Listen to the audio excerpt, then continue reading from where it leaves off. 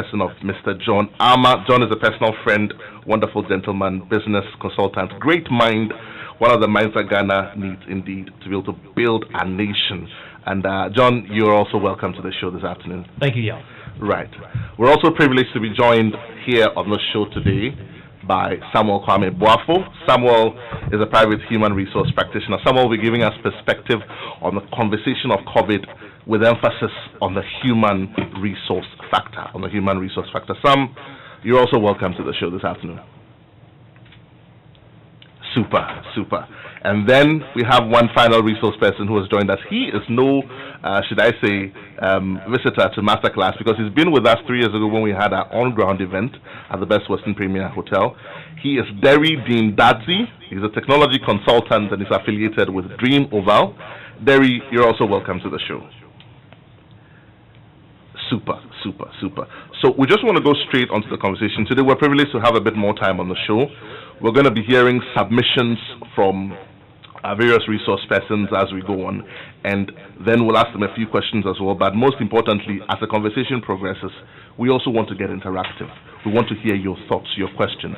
If you've never listened to MasterClass, by all means, make time today and do listen to the show. When we open the phone lines later on in the show, we want you to pick up that phone, give us a call, or send us those WhatsApp messages, or even those messages on Facebook, so that we can, by all means, pick them up and definitely share them, and then be able to answer the questions you have, because the only way you can get out of any situation is to talk about it and keep talking about it. I like to refer and give credit to my senior brother, Adakabre, and he says it in Chi very beautifully. He says, when you make a nation, as journalists, we talk about issues, and as we talk about it, then we make the nation. And he says,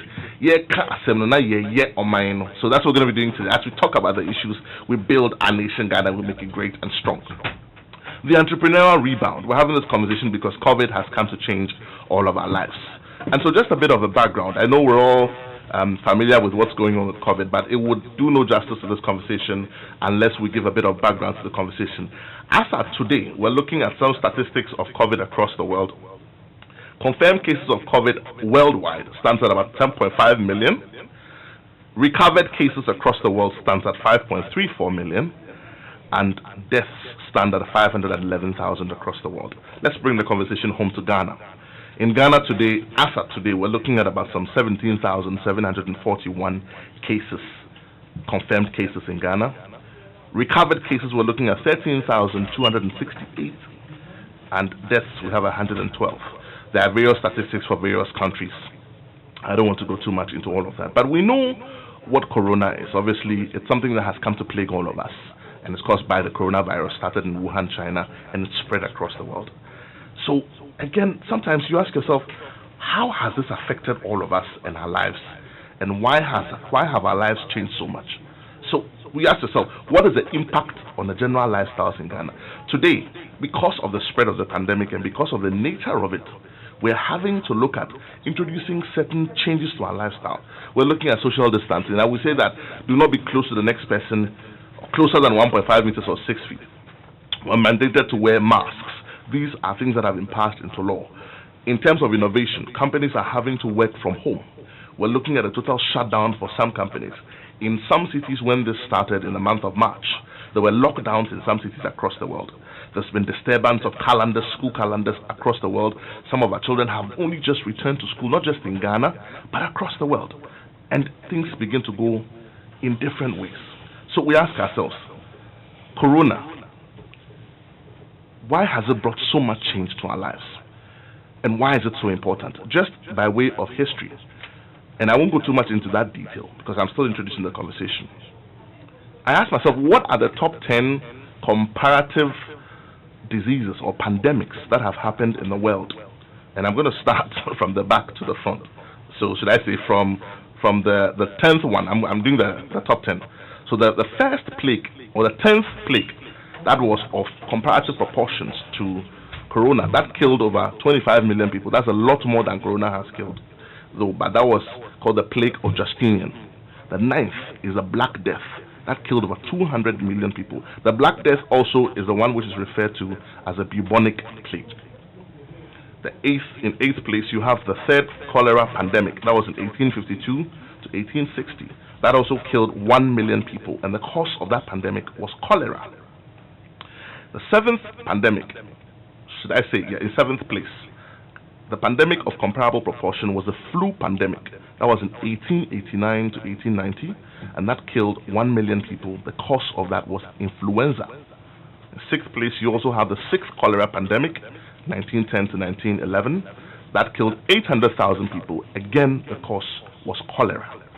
You find that there's a certain line that is drawn through all of this, that regardless of our lives and the changes we make, health or disease and sickness always seems to be the one thing that is able to put us all down. And so we ask ourselves the question, should we begin to look at putting things in place to prevent the recurrence of some of these things as we go into the future? In fifth place, you have another flu. Influenza was a cause, 20 to 50 million people perished. And then there was the Asian flu, 1956 to 1958, also caused by influenza, 20 to 50 million perished. Then there's the flu pandemic. That also was caused by influenza, another 1 million people perished.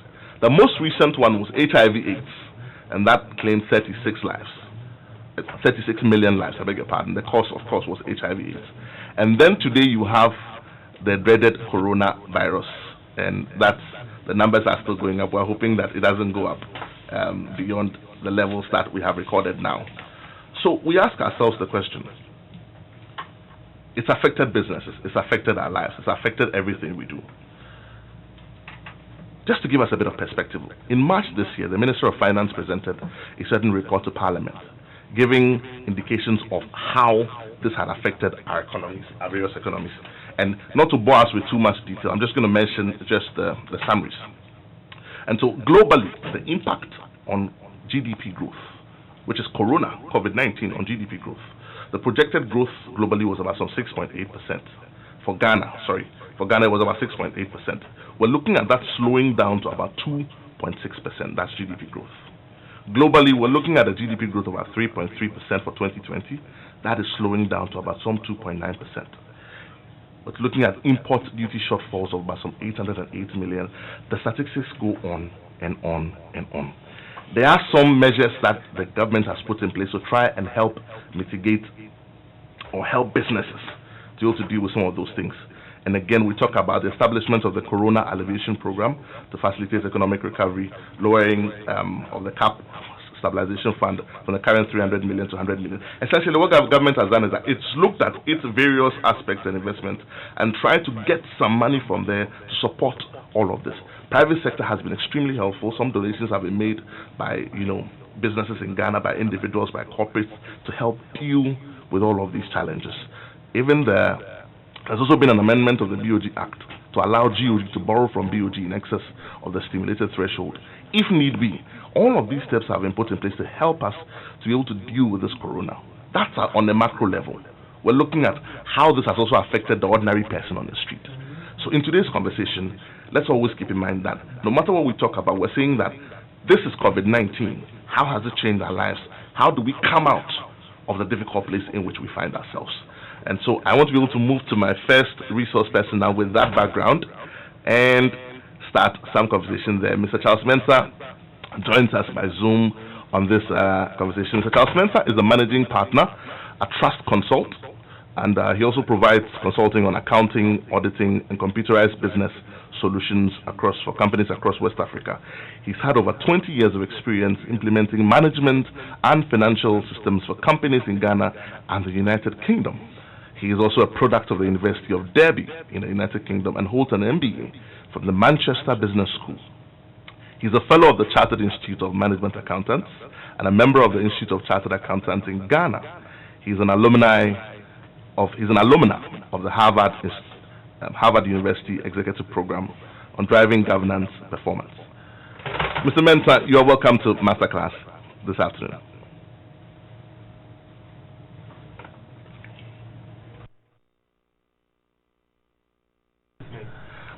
Okay, I think your microphone is muted. If you could just activate your microphone for me, sir. Mr. Mensah.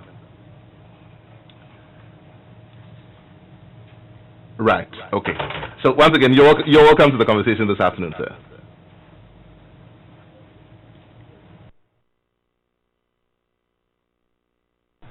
Okay, all right. I can hardly hear Mr. Mensah. If your microphone is muted, I think there's just 6 of us on the conversation, so just unmute your microphones and then we can hear each other, because there's going to be cross conversations and cross reactions to some of the comments that we all make at some point. So just unmute your microphones for me if you can. Beautiful, beautiful. I think it's coming up now. Great. Okay. So, Mr. Mensah, if you can hear me, just say a quick hello, and then we will start with your conversation.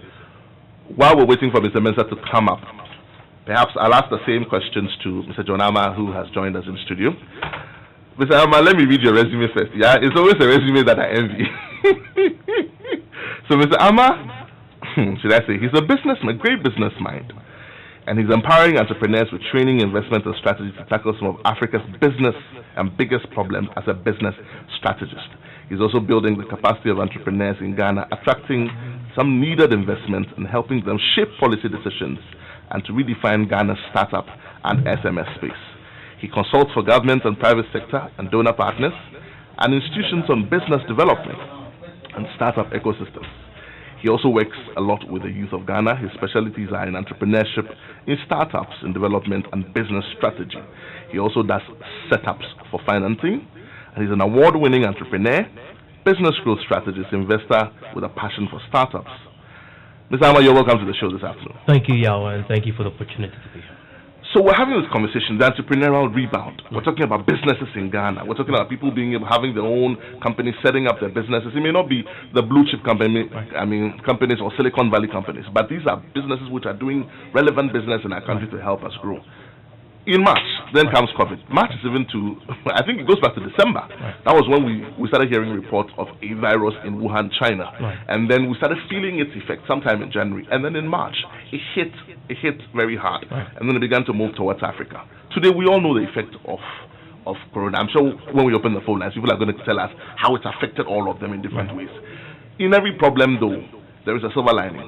So some people are doing well. Some businesses are making a windfall. Maybe all these pharmaceuticals and all of that. But most businesses have been affected. Not just businesses, lifestyles have been affected. Change is forced upon all of us. People are having to do things in different ways and all of that. Before I ask you your first question on the show, though, I just thought I'd tease you out with a little brainy quote from Colin Powell. He's a 4-star general in the United States Army. We all know who Colin Powell was. He says, "There are no secrets to success. It is a result of preparation, hard work, and learning from failure. So we find ourselves in a difficult place. The first question to you, and in discussing this conversation, what do you envisage to be the future of payments, cash transactions, movement of money and its value across the world, where business is concerned, going into the future? What is the future of cash and its attendant transactions?" I ask this question because at some point when we're all asked to stay home, you could hardly move around to physically pay for anything. And so we have financial institutions going on air, going on radio, television to say, listen, use your channels, use the ATMs, use your cards, use our platforms. One of the biggest ones we have today is Momo, the Slide Pay. There are all other things coming up. They're encouraging people to be able to transact business in a digital space without handling cash. There's e-switch.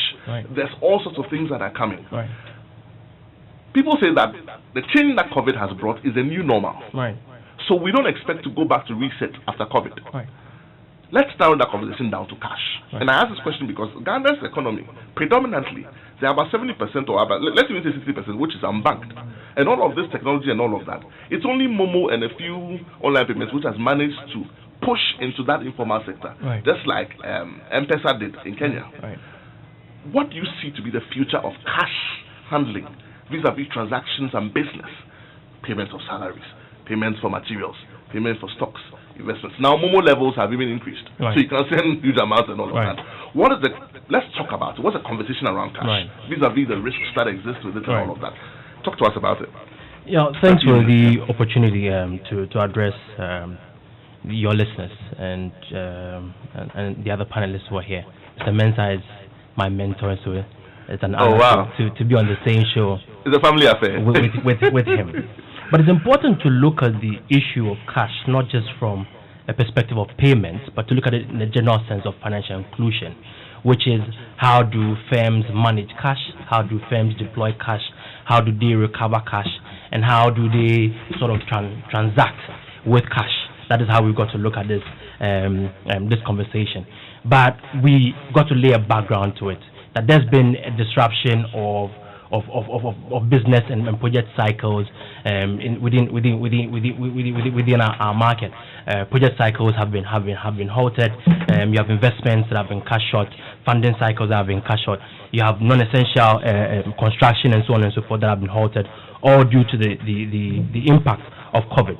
Movements have been restricted, so companies who hitherto will be relying on imports and so on and so forth have had to look at different ways to be able to cope with the impact of COVID. But for me, we've got to see the conversation between a number of pillars, which are the categories of people that we'll be interacting with within the discussion. And we are looking at that within the context of MSME growth and MSME development. So you're looking at what is the impact of COVID on micro businesses, how does it affect their payment transactions, how does that affect in terms of recoveries in their product development. Looking at small businesses, you're looking at medium type businesses as well. And then if you look at these three categories that I've mentioned, then you begin to now look at how this affects them. So if you take a medium-sized company, they are thinking now, so where is the money going to come from?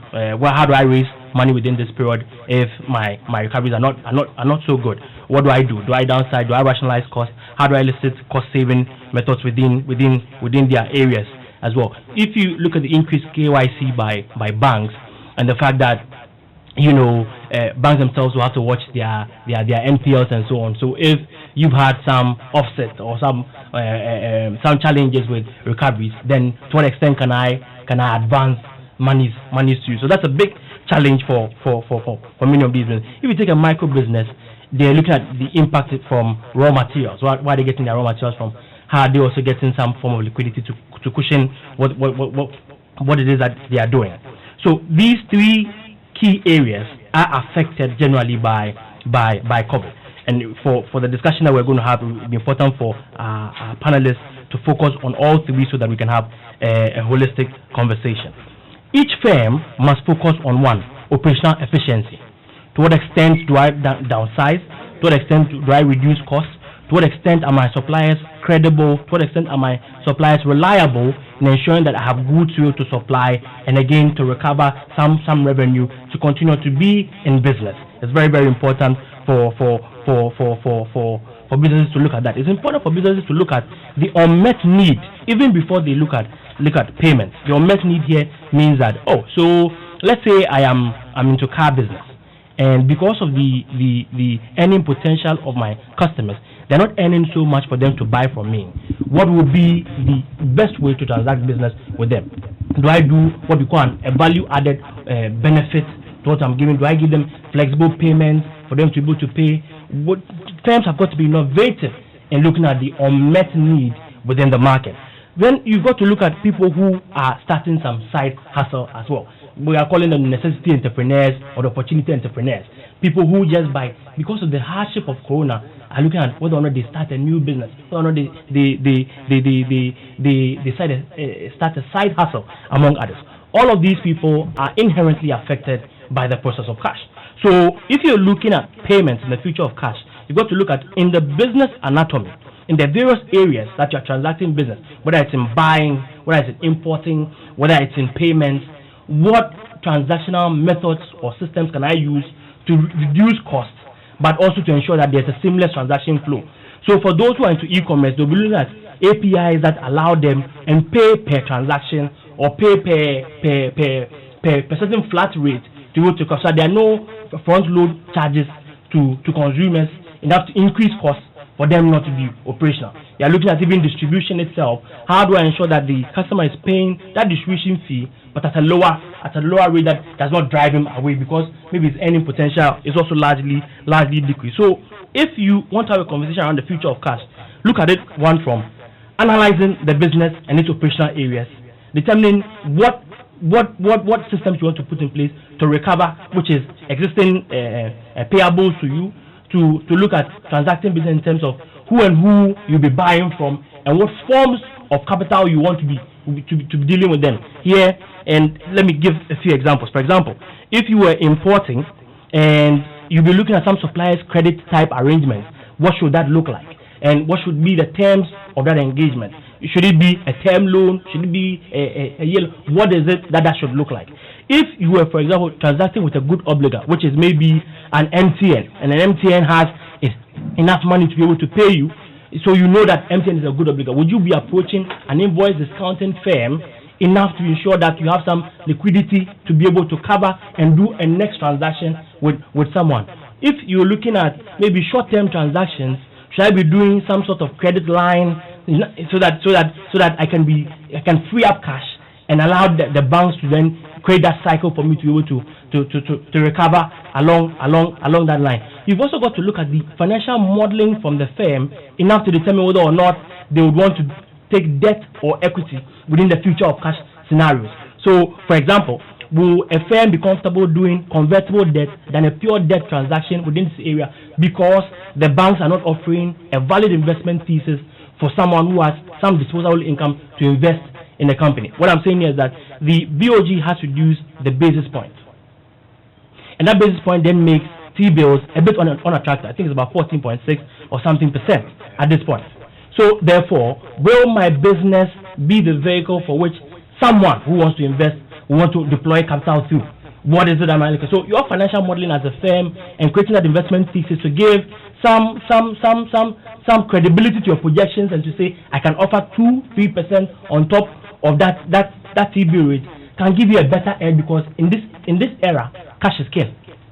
Everyone is hoarding money because there's no money in the system. So for you to attract money in this system, you've got to give a superior product for someone to want to give you money at this point. Right. Wonderful thoughts there. As we go on, I'm sure that we're going to be able to break this down. But if you just joined us, this is a special edition of MasterClass right here on your superstation Joy 99.7. This is the Entrepreneurial Rebound, and we're having a great conversation here. We're joined by 6 of our panelists.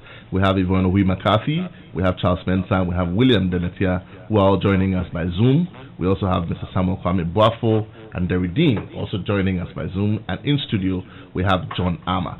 John, so essentially what we're saying is that before we have the conversation on cash, yes, we're looking at the modeling, yes, and the offering that yes, will be available on the market to the customer, yes, and to the would-be investor. Yes. How is he going to model whatever he needs, yes, to be able to deliver whatever product, right, which he wants to put out? Right. Okay, so that's on the side of industry. That's right, on the side of, let's say, companies, corporates, right, and all of that. Right. And that's what's going to drive this conversation anyway. Right. But what you see to be some of the, in addition to what's going on now, right, with all the options that are available now, right, what do you see to be the future, let's say in the next 5 years from COVID, right, for Ghana as a country? Right. I think Derry Dean would be the best person to even answer this. But what we see now will be the cross-integration of payments across the various segments that I mentioned.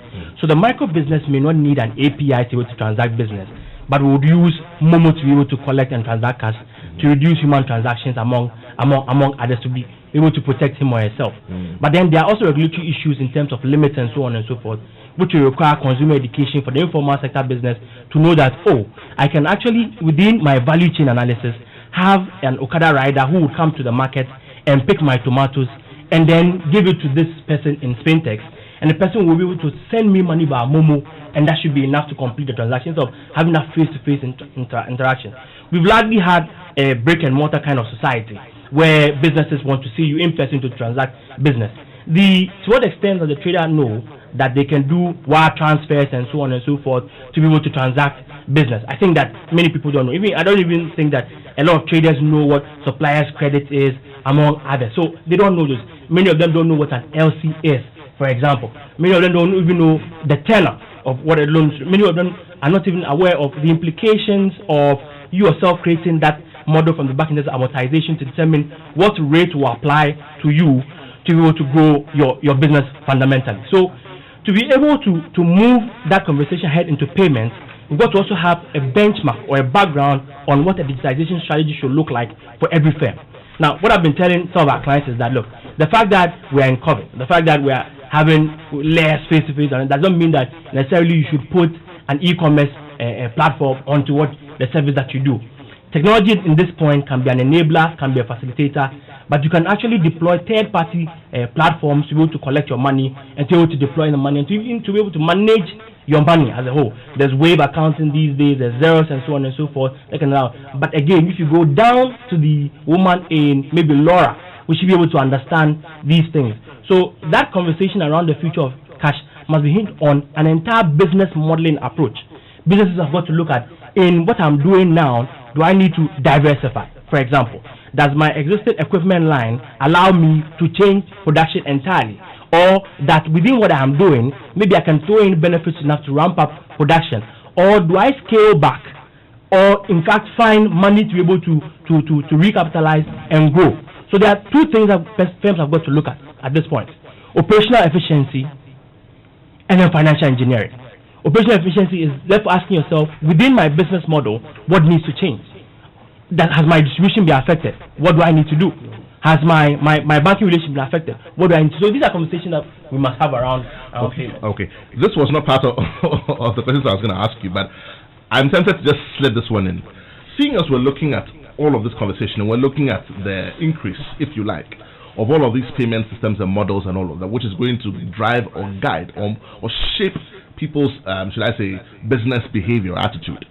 Would you say, from information available today and from all of this conversation, that there is opportunity for investment in the field, and I'm going to say this in English so that you use the technical word. Is there opportunity in the area where payment systems and platforms and the modeling of it make life and business transactions easy between the consumer and the manufacturer? Is there an opportunity in that space today? Right. Should people be looking into that space? Right. So that's what we call the value chain analysis that businesses should be doing now. That let's say, for example, you're into the business of producing in Ghana, and you have some good ties with someone in China who knows the market and can bring in products from China.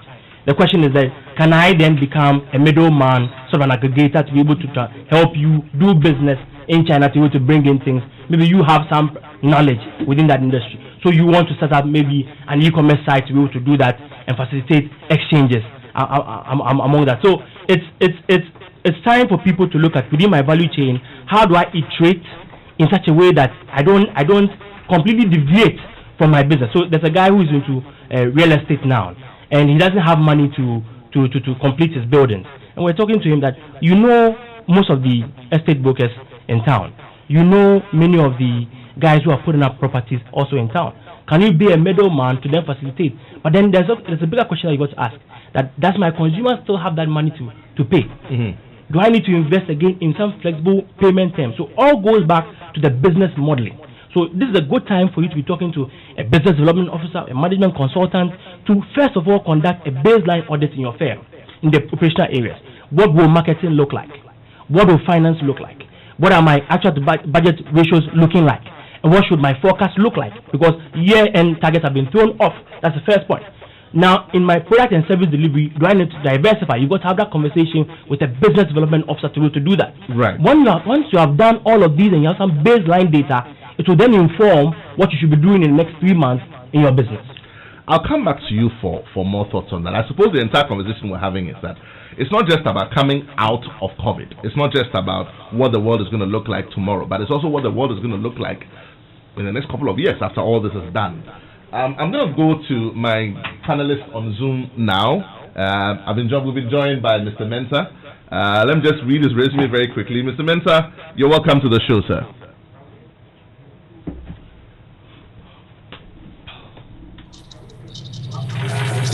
Hello, Mr. Mensah.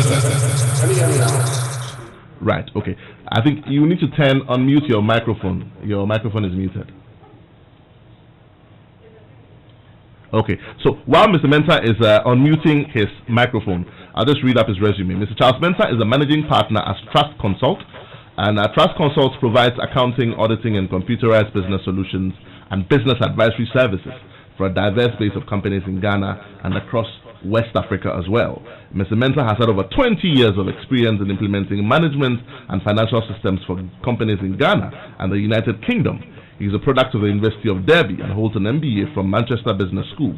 He is also a fellow of the Chartered Institute of Management Accountants in the United Kingdom and a member of the Institute of Chartered Accountants in Ghana.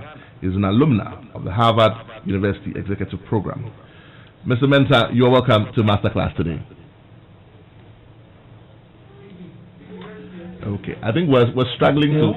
Yes, sir. Can you hear me now? Yes, sir, we can hear you. Please go ahead. Still not working.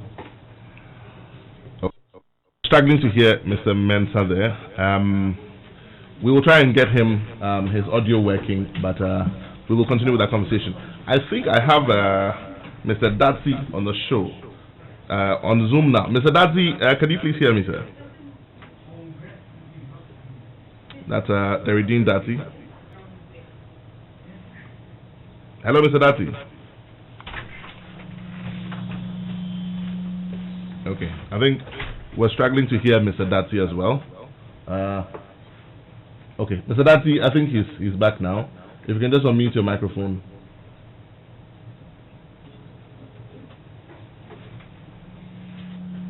Okay.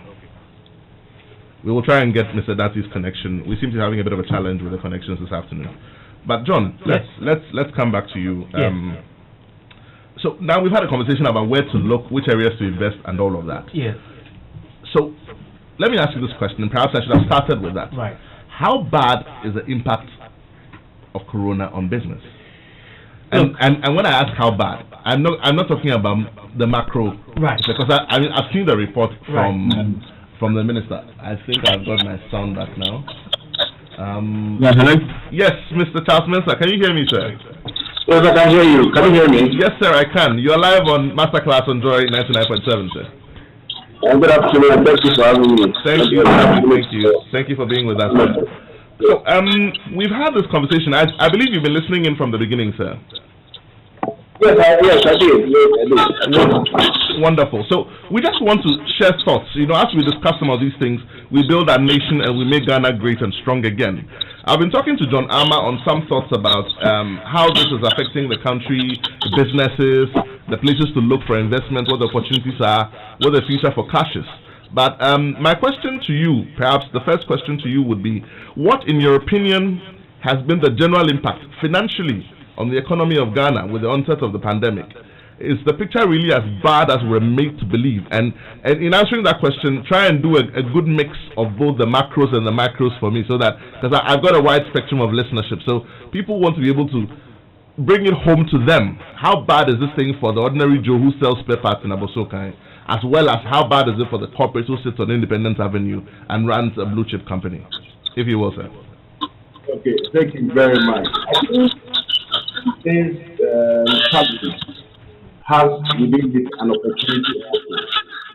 Much as because most of the discussion we have so far is that rather than the challenges where companies are doing and we should also look at the perspective and then what to make the opportunity people in the health because opportunities are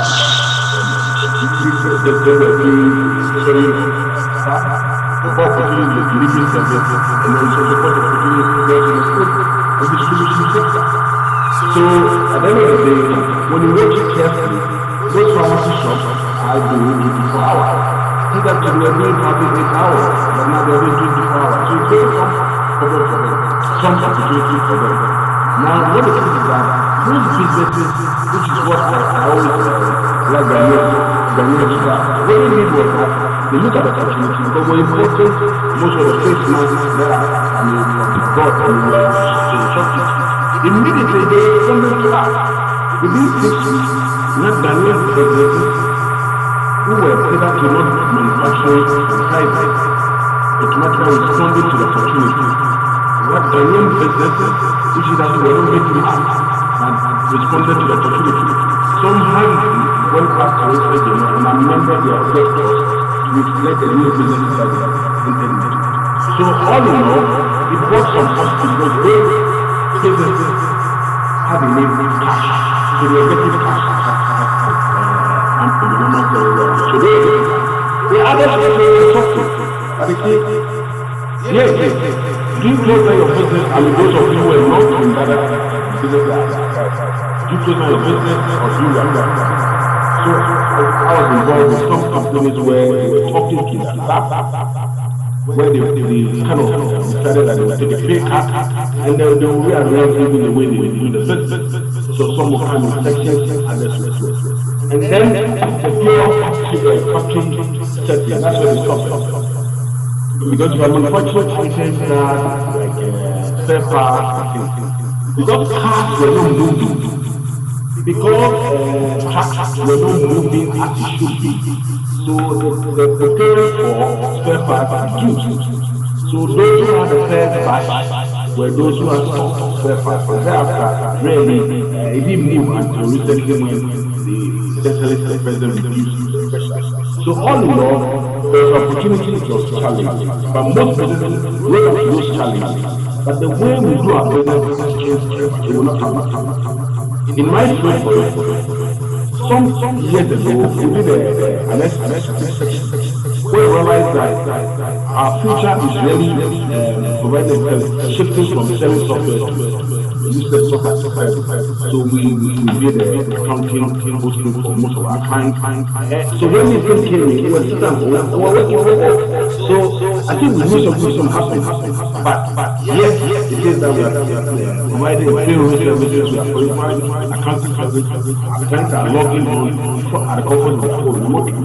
The only challenge that we have now to solve is making sure that cybersecurity is working from remote areas will come with it, which I think my gentleman and my person does in Kwadu will speak to that later.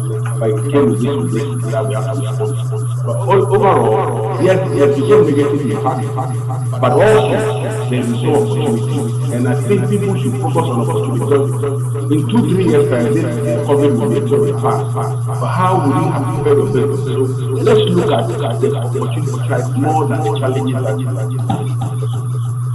Great thoughts there. Great thoughts there. I mean, even though we're talking about the entrepreneurial rebound, assuming a sort of deficit and challenge to our businesses, rightly so. I like the way you've put it so beautifully. Let's look at the silver lining. There's light at the end of the tunnel. And I think that as the conversation goes on, I'd like for us to look a bit more about the opportunities, because here on MasterClass, what we do is we show our entrepreneurs and our businessmen how to do it and how to do it right. Because if they do it right, then we all become better for it. Your next question, sir, talking about innovation, and I'll go back to Mr. Dean with the question on innovation, but we're all aware of some of the steps, and maybe I can just read through them very briefly that the government has taken, but I would want you to just sort of expatiate on some of those points briefly and the impact of it on businesses in distress. And if you like, I'll just go through them.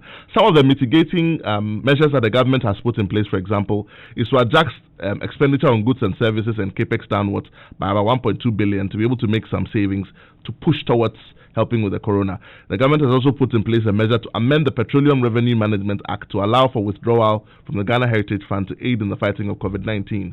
There's also the consideration to look at the establishment of a corona alleviation program to facilitate economic recovery, lowering the cap on Ghana Stabilization Fund from the current 300 million to 100 million to allow for transfer of excess funds from the cap. There are a few other things, like John spoke about, the reduction of the policy rate by 150 basis points to 14%, to be able to help increase supply of credit in the private sector.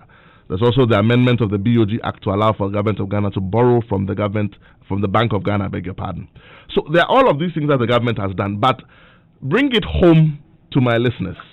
What is the implication of all this in helping alleviate the burden and the pain on the ordinary Joe? We have an import shortfall of about expected import shortfall on tax revenue of about 808 million, and I'll be going to Mr. Dementia on that. So again, government revenue and inflows are challenged. It's not just government. Business revenues are challenged. In your submission, you mentioned some companies looking at pay cuts and all of that. Mr. Barnafo will speak to what the HR factor is when we come to it, but we cannot deny the fact that revenue lines are challenged. And the burn rate of most companies in Ghana today is between 1 and 3 months. So how does it affect businesses really here today, and what should they do? And what is the impact of all of these mitigating factors for them? Apart from looking out for the positives and going after the positives, how do they take advantage of some of these mitigating factors that have been put in place?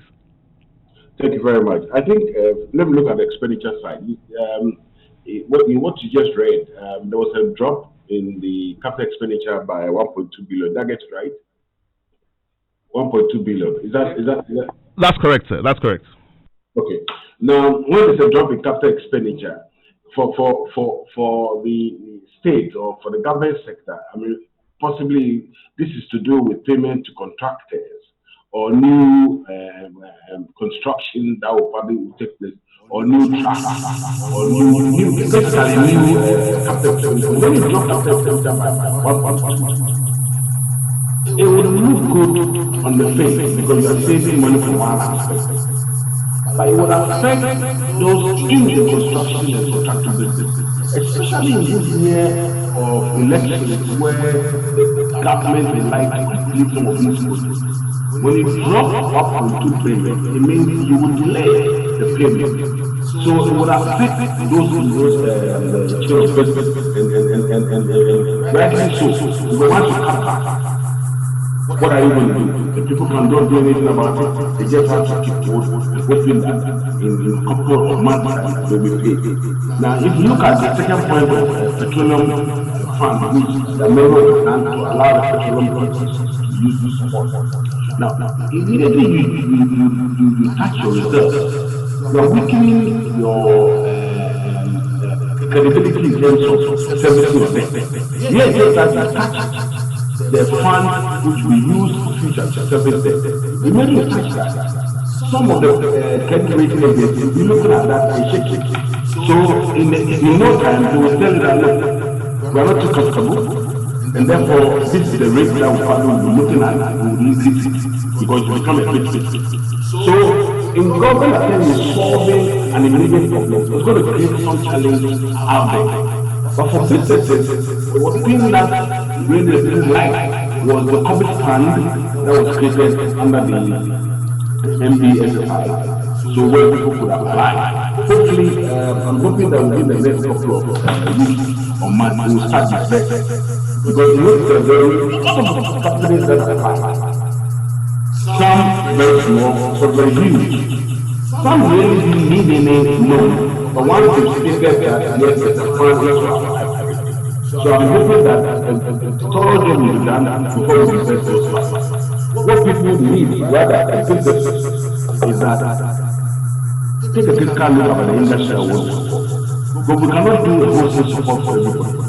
So take a look at the critical industries that can lift us up.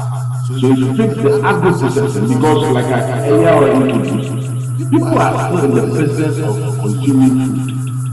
Because whether corona or not, we will still consume food. So people are in that space. So if there's any way that we can support, special support in terms of the funding, if I were the priority, I would focus on agro processing. And the next phase would be the health sector. So if we are pharmaceutical companies that need immediate support, I would make sure that we have it. Because I use the agro-processing because the person said we should eat food to boost our immune. So if the food are right, if the food is right, then our immune will boost it. So the health becomes secondary. Now go to the health sector to use support them. Because right now we all know that our health facility and our frontliners are all challenged. So this is the time that which the government did well by extending the services that it's giving them. But the point is that you need to support them and support them well.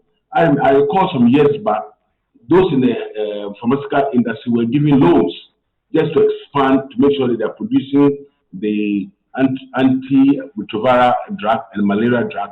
So in the same way, we should pick up certain things that we can help the pharmaceutical company and boost them. Now, those in the delivery service, I know the Okada business thing was creating a bit of a problem, but this is the right time to organize them properly under an umbrella where they will deliver goods and deliver it right, where hygiene will be taken care of, because this is COVID itself related. So if a delivery service person will bring food to you, he has to be have the full PPEs, not just for the normal jeans and things. So that's an opportunity there. If I am going to do into business, I'll be supplying all the Okada people for the policymakers to ensure that every Okada delivery service person has the full PPE team, including gloves. So that's a business opportunity there. So these are the things that I feel strongly that Right. if government can target it and push it faster, we will see immediate results as we progress. Beautiful. And again, like I said, there's always a silver lining at the end of every cloud. This last point you made just brings up an idea that if you're listening to the show this afternoon, you're thinking, what opportunities can I find in all of this? It's not all doom and gloom. There's opportunity in there. We just talked about payment systems and an opportunity in there for investment. Mr. Mensah has just talked about delivery systems, because now people are happy to sit online and just order things and have them delivered to them.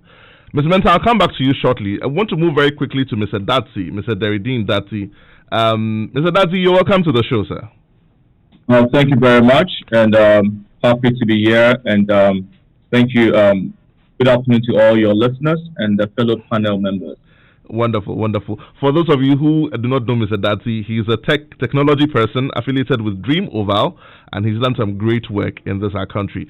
Mr. Datsi, in all of this, let me ask you very briefly, we're looking at the challenges that this has brought to our businesses today and revenue lines.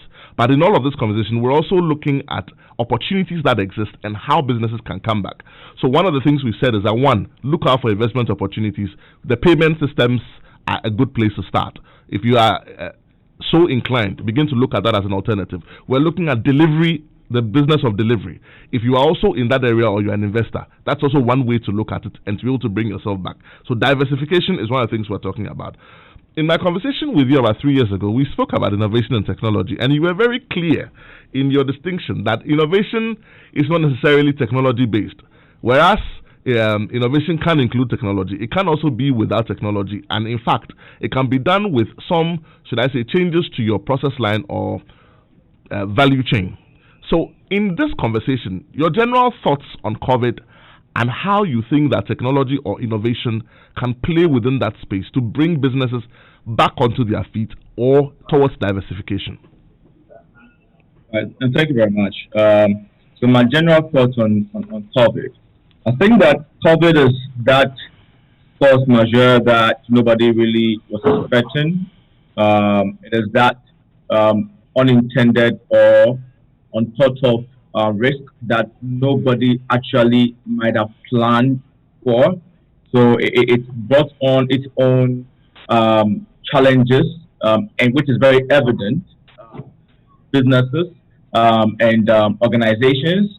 One of the key things then is that how do we then deal with COVID, especially as businesses? And one way to look at it is ask the question, so what were you doing before COVID?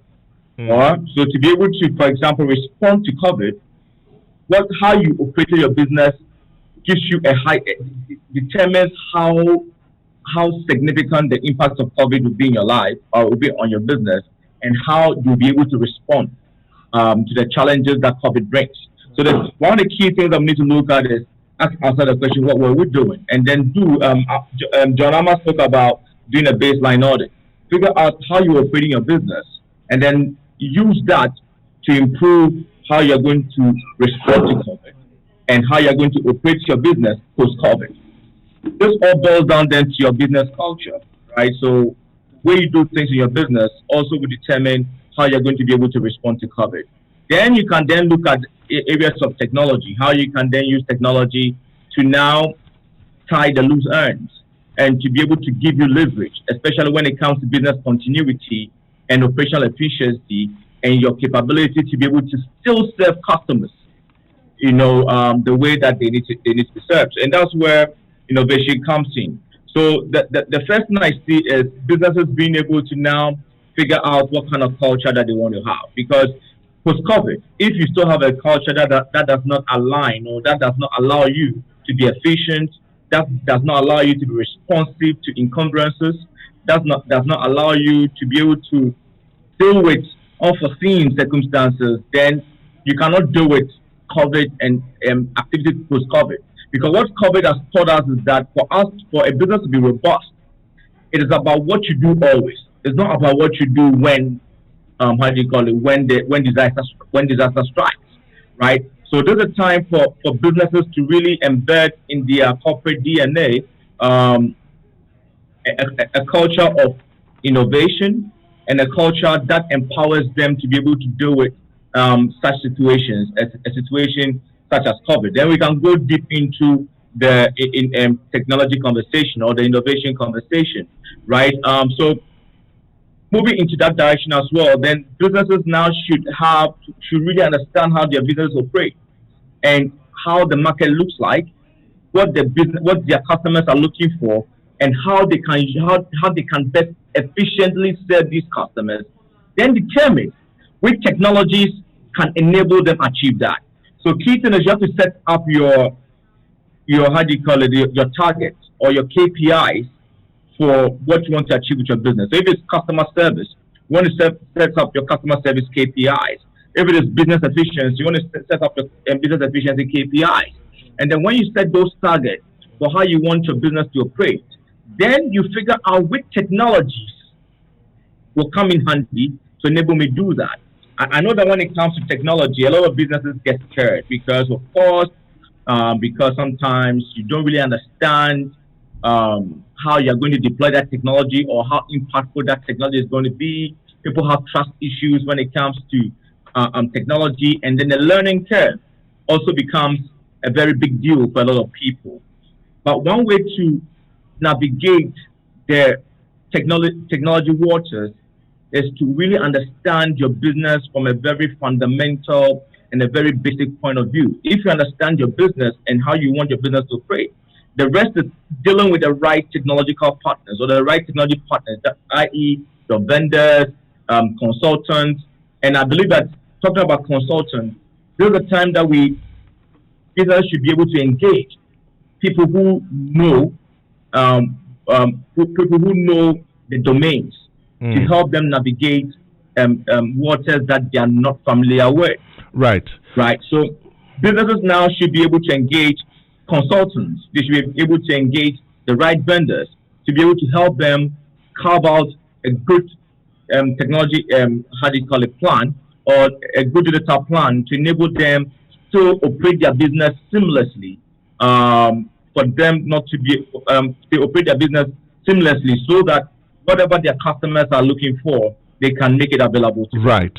Derry, let me just ask you this last question very briefly. I'll come back to you shortly, but there are concerns. There's a mad rush to go online, to be able to have Zoom meetings. The whole world is on Zoom now, on WhatsApp, on social media, trying to do things online, working away from home, achieving social distancing. In just about 30 seconds, I'll come back to you, but just respond to this for me. What are the risks that exist? I mean, I don't want to assume that we all know. Even though most of us have heard about it, we've heard about phishing, malware, impersonation, identity theft, and all of that. Just very briefly, if you can just list them, you don't need to go into detail. What are the risks that exist in the new life online, the new normal, and what are some of the steps we can take to address? Just very briefly, 30 seconds, and then we can move on. So going online, you need to be able to have safety at the top of your agenda. You need to be safe on the internet, and being safe on the internet requires awareness. You need to know that there are a lot of potential hazards everywhere you pass on the internet. Anything can be a digital pothole that can burst your tie or that can burst your bubble when it comes to your use of the internet. And things from people phishing or from people hacking into your system, from social engineering, all kinds of frauds happening on the internet. Yours is to, first of all, know outcomes that what you've initiated and the outcomes that you're looking for. Because sometimes, for example, when it comes to the issue of fraud, you've not done a certain transaction, but somebody calls you and says they've deposited some money into your account. Then you are quick to respond and act according to the instructions of that person. The first question you have to understand is, in the digital space, there's input and output. What was your input that should stimulate that kind of outcome? So you have to be very cautious. If you know you've not initiated any kind of transaction, you need to be very cautious on how you deal with people.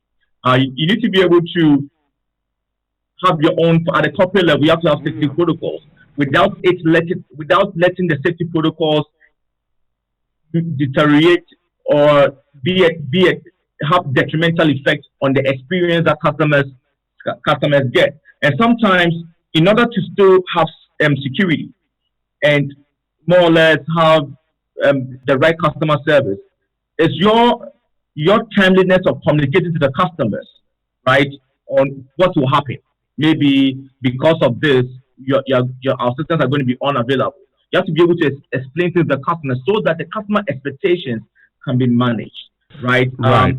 The other thing is that for individuals, just be careful how you input your credit card, your identity information on portals. You have to be very careful on how you deal with these things. We need to be able to look at our passwords, and some of us have one password for almost everything that we do on the internet. I was going to talk about that. We need to be very careful about that. We need to be able to change it. And one of the good things about some browsers is that some browsers, especially like Chrome, are able to generate passwords for you. Very complicated passwords. Maybe we need to explore using such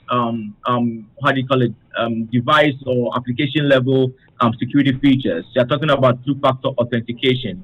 We are now having fingerprints. Right. And those of who, so there's so many things that we can do, and setting up your own security policies, even personal security policies, so that you are guided on how you use the internet or how you use online services. Okay, Derry, do this for me. When we come back to you, I'd like for you to help answer the question of, I've got so many passwords, I've got so many PIN numbers. How do I safely keep them without writing them in a place that's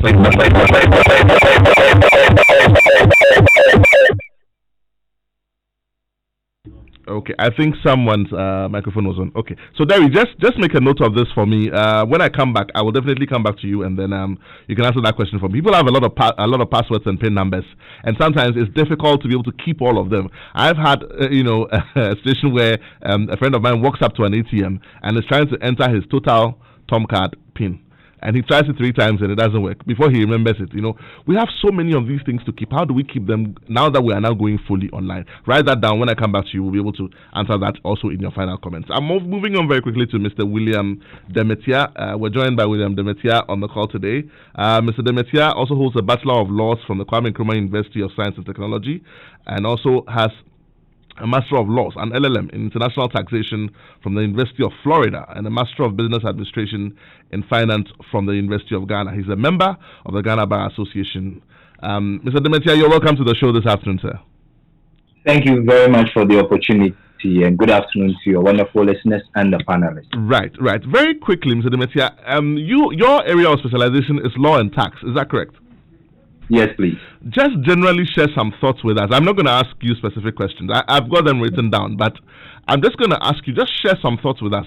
What is the conversation regarding tax obligations for companies in this area of COVID? How do we get around it? What are the pointers? How do we do what is right?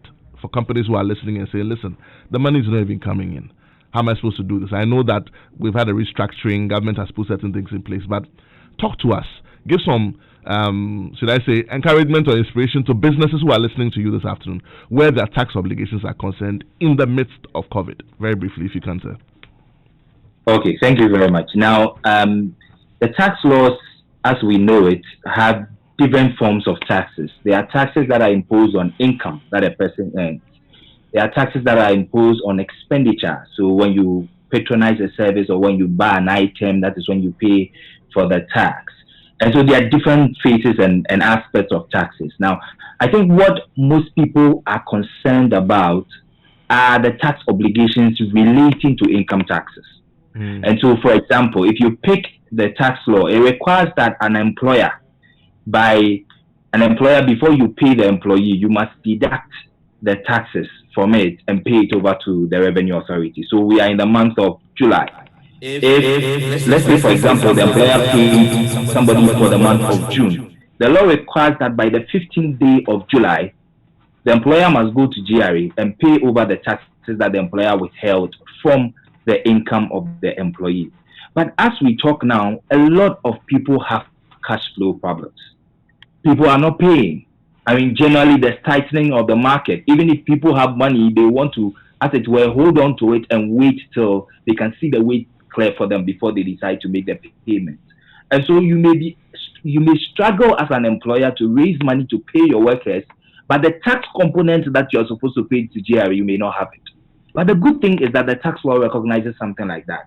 And therefore, the tax law makes a provision that you can apply to the Ghana Revenue Authority for an extension of time within which to pay a tax. And so when you apply, you are able to justify to the tax authority that I'm having cash flow problems.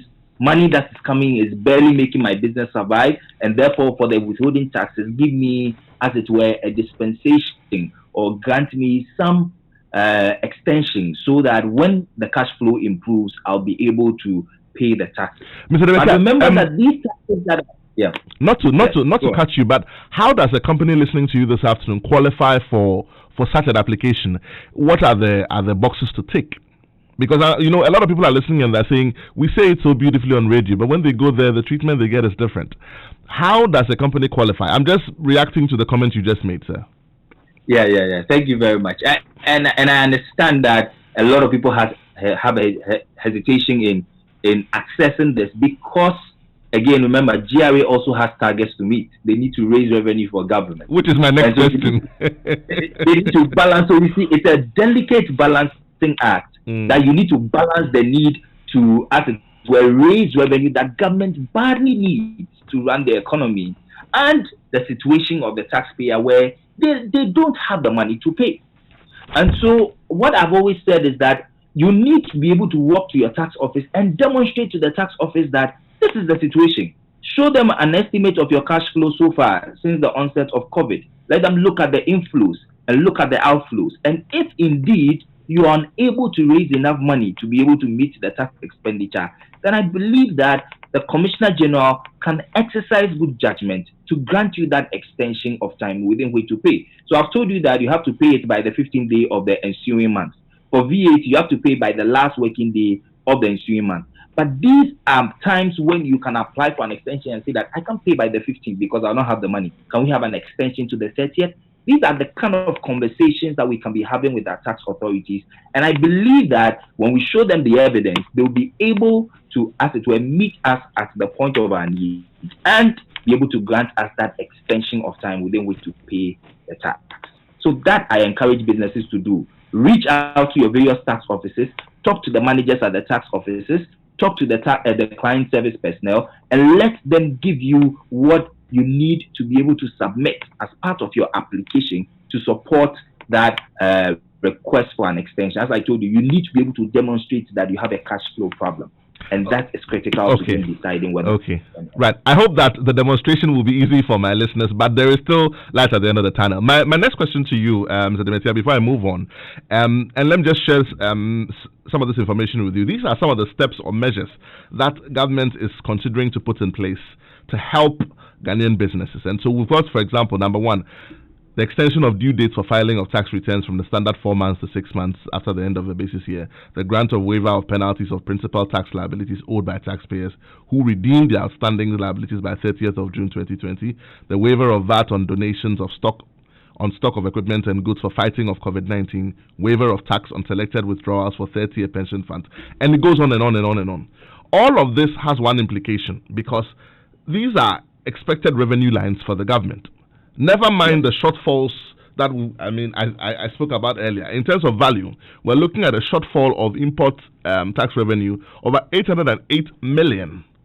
Yeah. We're also looking at shortfalls in other non-oil tax revenues by 1.4 million. We're looking at total shortfall in non-oil revenue over 2.254 million. These are revenues that the government requires. And in your submission just a few minutes ago, you mentioned it's a delicate balancing act. Never also mind the other measures the government has put in place, in terms of policy, in terms of, and Mr. Mensah spoke to that. How is the effect of all of this on government going to be handled? And how will it impact the business environment? It's good to reach out and say ECG, water free for 3 months. We're happy to do that. But we all know that life, like mathematics, has no vacuum. So if you take it from somewhere, something will move there.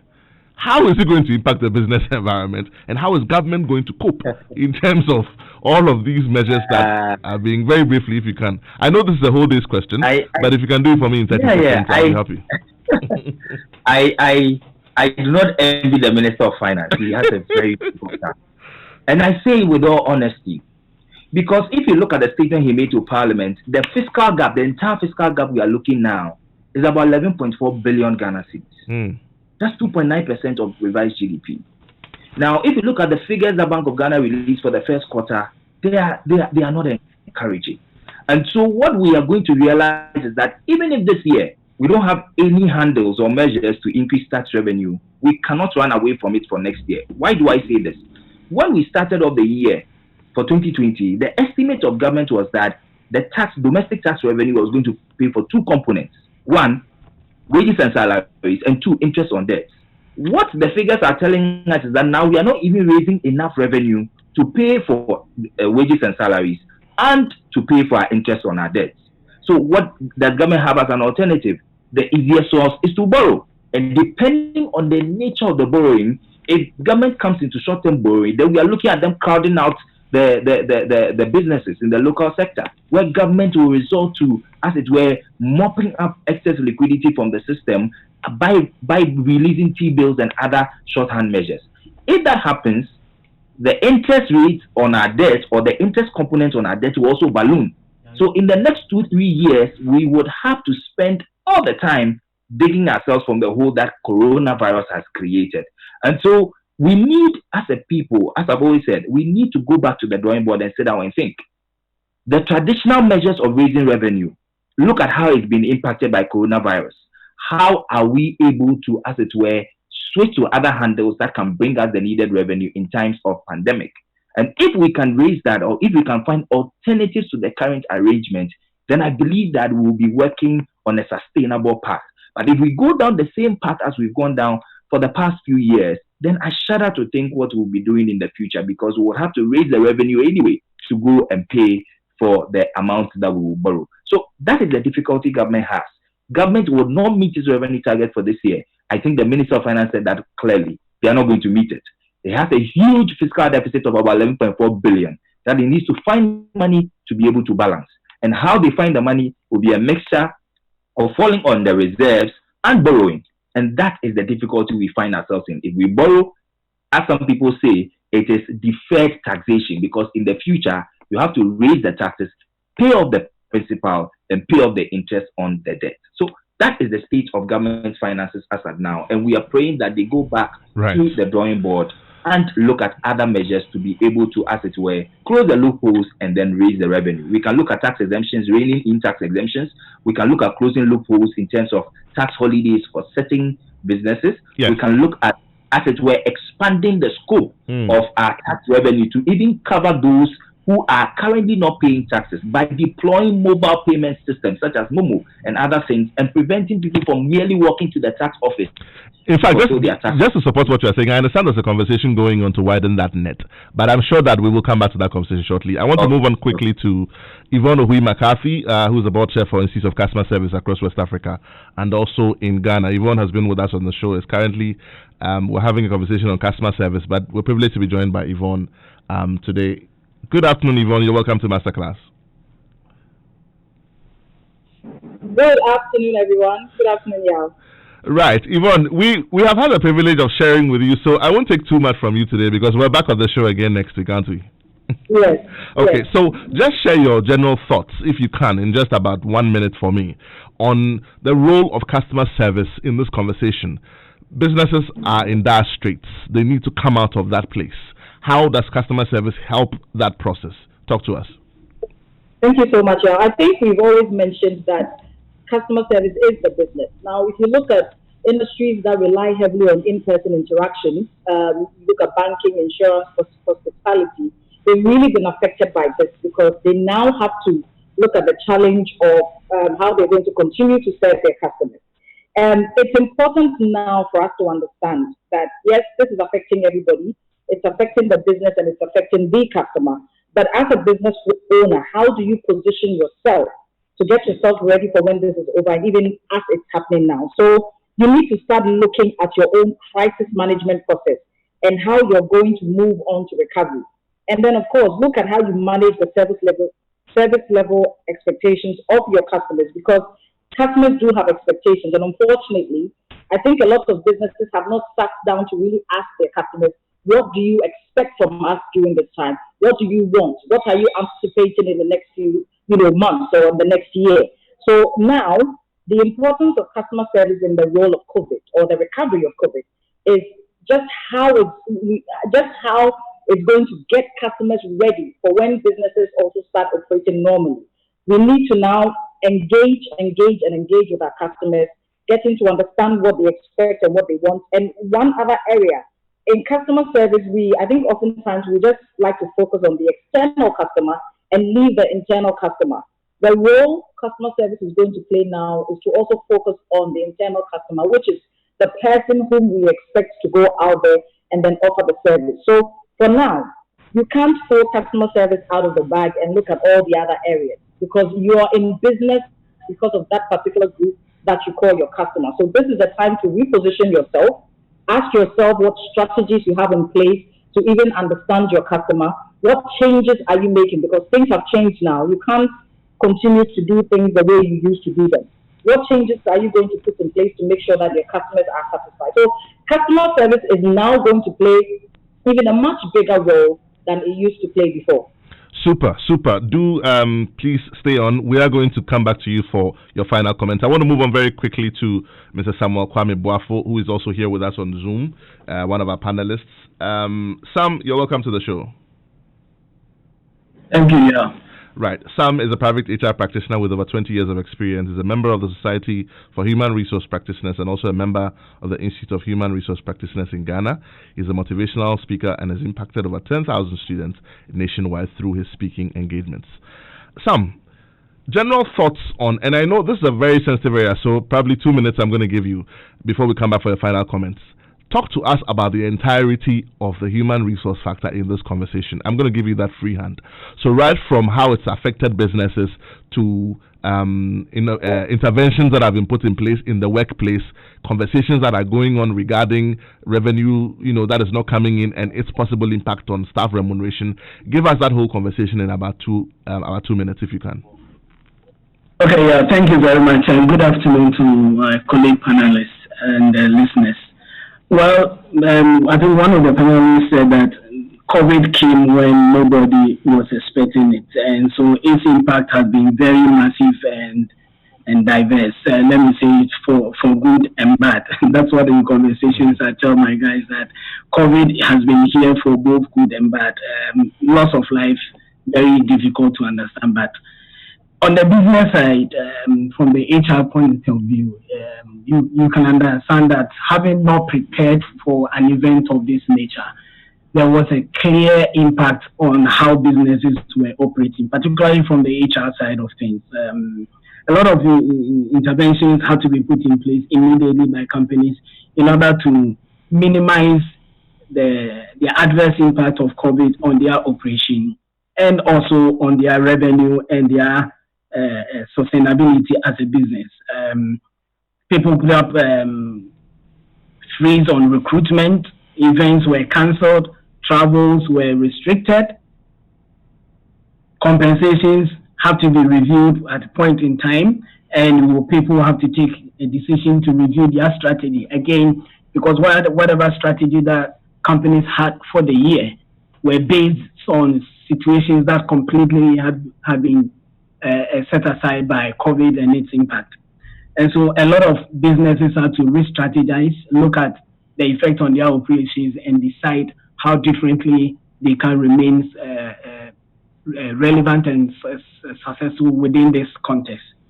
Now, it also calls for the deployment of specific contingency measures. I mean, for those businesses that had it, called them business continuity plans, activate those plans and decide exactly how they can utilize those plans and the programs to minimize that impact on their operations. And that, in all this year, places the employees, the human resource, into a critical factor. How are you going to carry your people along with you, even if you have to make very difficult decisions? Now, in the course of this pandemic, employees have gotten to know better the companies that they work for in terms of how the company have treated them. And then the companies have also gotten to see the quality of the employees that they have and how quickly they can adapt and diversify their skill set in order to be able to cope with the new challenges that is coming up with COVID. Of course, companies have to deploy certain interventions relative to the hygiene protocols, relative to procuring PPEs, relative to instituting various work and arrangements to make sure that the impact of COVID at the workplace as well as on the business is minimized. So the various restrictions that were imposed when COVID hit its peak, have to be taken in order to make sure that we're minimizing the number of people who are working in the businesses and reduce the possibility of spread in the workplace. I think that last week, the Ministry of Employment and Labor Relations issued a statement admitting the fact that workplace, even in spite of all the interventions that have been put in place, still remain a hotspot for the spread of the virus. And so specific action plans have had to be taken. Now, some of these interventions have had its own effect on people, and that's my area, so I'll focus on the area. In terms of the financial side, you hear a lot of people talking about the fact that because particularly schools are down and because their kids are at home, they've had to spend a lot more taking care of kids at home than they would if they were at school. I mean, in terms of the working arrangements that have been put in place too, there are some people who are being given the opportunity to work from home because their work so allows them to do. So they are interacting more with family is a good thing, but it also has its downside because people are not complaining about the need for some kind of emotional distancing as well. Because yes, you're here in here. I've had to lock my door. I'm working from home now. I've had to lock my door. Either that we will definitely will be hearing people coming in there asking for all manner of things because those are challenges that people are dealing with. Right. And of course, there is the emotional side of things. I mean, Sam, if you can just hold that thought for me 1 second, I'd like to open the phone lines while you continue with the submission, and then we'll wait for the calls to come through. So if you're listening to this program, numbers to call 0302216541. We're opening the phone lines now as we head towards the end of this program, and we'll be taking final submissions from our resource person. So by all means, pick up that phone, give us a call, 0302216541. Otherwise, also send us a comment on WhatsApp on 0244 340-437. If you also have any questions on Facebook and you send them to our page, My Joy Online, we'll be able to pick them up and try and answer them. So Sam, in your submission, if you can just sort of round up and give us your final thoughts on this conversation, then we can try and take final thoughts from, I've got just about 5 minutes on the show, so let's make it real snappy. Thank you. Okay, so yeah, just so that on the business on the rebound side, I mean, one of the panelists members talk about the fact that businesses have had to respond quickly to the changes in the market, changing their operations. Okay, some alcoholic producing companies have beverages have had to resort to the use of production of hand sanitizers and all that. Question is that what are the skill sets that are needed within the short term, knowing that skill set development does not take place in 2 weeks, 3 weeks, 4 weeks? How is the quality of the people that we are working with in order for them to be able to quickly adapt and still sustain the businesses that we are operating now? Okay. Now it's becoming even clearer. I think I've got a caller on the line. Sam, if you can just hold that thought for me. Good afternoon. You're welcome to MasterClass. Yeah, good afternoon. How are you? I'm well, thank you. Talk to me, my brother. Yeah, I have some questions that I would want you to address. Very interesting discussion. Moving online, I mean, it's good, but I really like the guy who contributed and said people ought to take care of their own security. And you also mentioned the password issues, how you can save all that and more, which is very, very good and interesting education for us, and how to overcome, the scams that are all over the place. Now, my question has to do with, there's one aspect that we're actually ignoring.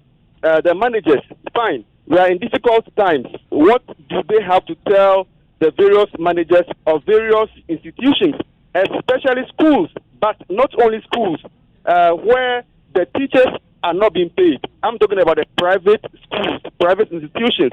The teachers are not shareholders.